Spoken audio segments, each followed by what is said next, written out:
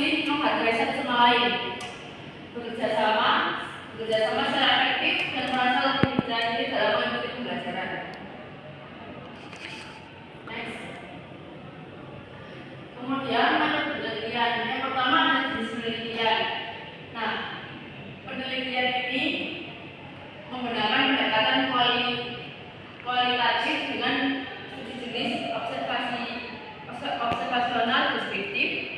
Nah, pendekatan ini dipilih karena memungkinkan peneliti untuk memahami secara mendalam proses pembelajaran bolak-balik di sekolah ataupun di kelas, khususnya dalam kaitannya dengan penerapan pendekatan asset-based considering atau ABC. Kemudian subjek penelitian. Nah, sampai penelitian dari siswa kelas 8 di MTSN di Malang yang berjumlah sekitar 30 sampai 35 siswa. Pemilihan subjek dilakukan secara proporsi karena kelas ini merupakan target utama dalam implementasi pembelajaran bolak-balik berdasarkan kurikulum PJOK.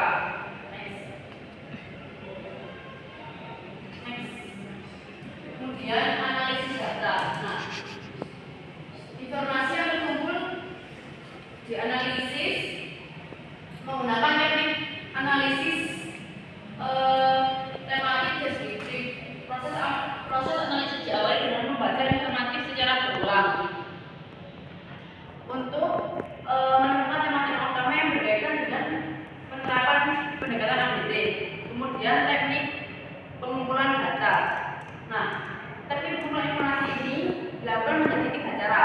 Yang pertama, observasi langsung, yang dimana mengamati proses pembelajaran siswa dan melakukan mencatat perilaku siswa. Yang kedua, ada dokumentasi kegiatan siswa. Jadi kita mendokumentasikan metode pembelajarannya seperti apa yang diberikan oleh guru. Yang ketiga, wawancara singkat dengan guru PJOK untuk memperoleh informasi lebih lanjut tentang metode pembelajaran dan kendala apa saja yang dihadapi di sekolah tersebut. Next. Kemudian ada hasil pembahasan. Nah, hasil observasi sebagian besar siswa itu menunjukkan peningkatan dalam penguasaan teknik dasar dalam poli seperti passing, mimicking, jasa mati. Siswa yang awalnya kurang aktif kayak gak percaya diri, terus memiliki rasa takut kayak takut salah, kurangnya kerja sama tim, itu menjadi mulai terlibat secara antusias karena ada dukungan dari teman. Kemudian teman itu membuat dia menjadi percaya diri. Selain itu, suasana pembelajaran menjadi lebih inklusif dan kolaboratif karena pada pembelajaran tersebut itu oleh guru dibagi menjadi 3 kelompok yang menjadikan siswa mendukung dan belajar satu sama lain memberikan umpan balik. Dari segi sikap, pendekatan ABCD itu mendorong tugas tumbuhnya nilai sportivitas, tanggung jawab, kemudian rasa percaya diri. Nah, siswa tidak hanya belajar tentang olahraga, tetapi juga tentang bagaimana mengenali dan menghargai kekuatan diri sendiri dan orang lain. Next. Kemudian di sini ada data mini research yang kelompok kami sudah yang telah saya observasi. Yang pertama adalah manusia. Nah, guru dan murid ini memiliki peran aktif di mana pada saat guru memberikan materi, siswa juga mendengarkan dan memperhatikan dengan baik. Dan saat pelaksanaan atau penerapan, guru menggunakan sarana prasarana dengan baik yang bisa menerapkan materi dan murid bisa menerapkan materi yang diajarkan. Kemudian yang kedua ada aset sosial. Dilibatkan dulu mata pelajaran terhadap pergantian jam. Kemudian pihak luar bekerjasama dengan pihak sekolah. Jadi di MTSN Negeri 4 Malang ini ada keterlibatan dengan warga sekitar. Kemudian aset fisik. Nah, sarana pembelajaran di MTSN 4 Malang ini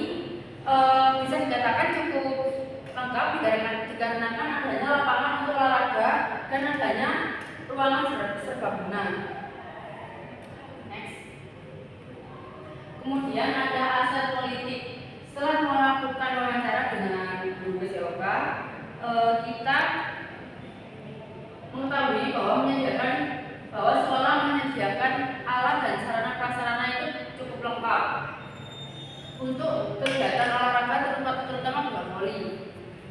Kemudian ada aspek lingkungan. Nah, lapangan serbaguna yang digunakan pembelajaran praktek di luar sekolah ini ada di dalam sekolah dan di luar sekolah.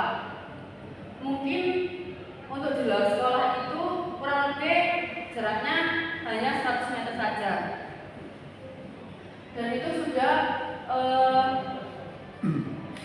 dibicarakan oleh pihak sekolah dan pihak warga yang mengelola lapangan tersebut. Jadi itu seperti lapangan umum yang digunakan untuk sekolah, tidak hanya di sekolah MTS 4 Malang saja, tetapi juga dibuat turnamen voli dan lain sebagainya. Kemudian aset finansial. Sekolah juga memberikan dukungan finansial untuk melakukan peralatan yang ada di sekolah. Guru itu mengkoordinasi dengan kepala sekolah mengenai kebutuhan apa yang harus didahulukan terlebih dahulu, seperti kayak contohnya jika ada bola voli yang udah tidak layak pakai pun atau net, itu bisa langsung dikoordinasi oleh kepala sekolah. Next. Kemudian aset agama. Siswa di sekolah MTS 4 Malang ini wajib menggunakan seragam yang telah disediakan oleh sekolah dan mempunyai peraturan seperti baju olahraga itu tidak boleh ketat, khususnya untuk perempuan. Jika ada yang melanggar atau contohnya dikecilkan, dipotong, itu bisa kena sanksi dari pihak sekolah. Kemudian refleksi diri. Nah, refleksi diri ini mampu mengidentifikasi lebih dalam aspek motorik serta mengembangkan kemampuan juga teknik siswa. Guru memberikan penjelasan mengenai kondisi diri dan membuat target pembelajaran ke depannya. Kemudian kreativitas bermain. Guru ini pada saat jam pembelajaran bisa memberikan modifikasi dalam pembelajaran PJOK agar murid tidak merasakan bosan. Contohnya dengan menggunakan mini games, terus ada beberapa games yang dirancang oleh guru pada saat pembelajaran bola voli. Next.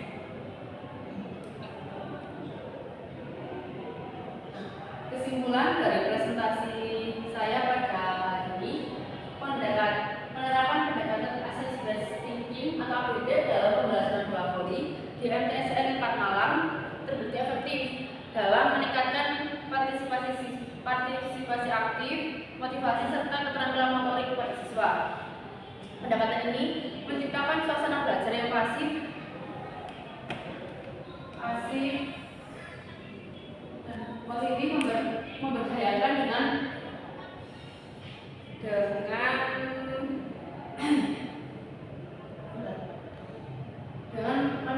menitik beratkan pada penguatan aset dan kompetensi siswa. Nah, sehingga siswa ini lebih percaya diri dan termotivasi untuk terlibat dalam permainan serta memperkuat kerjasama tim.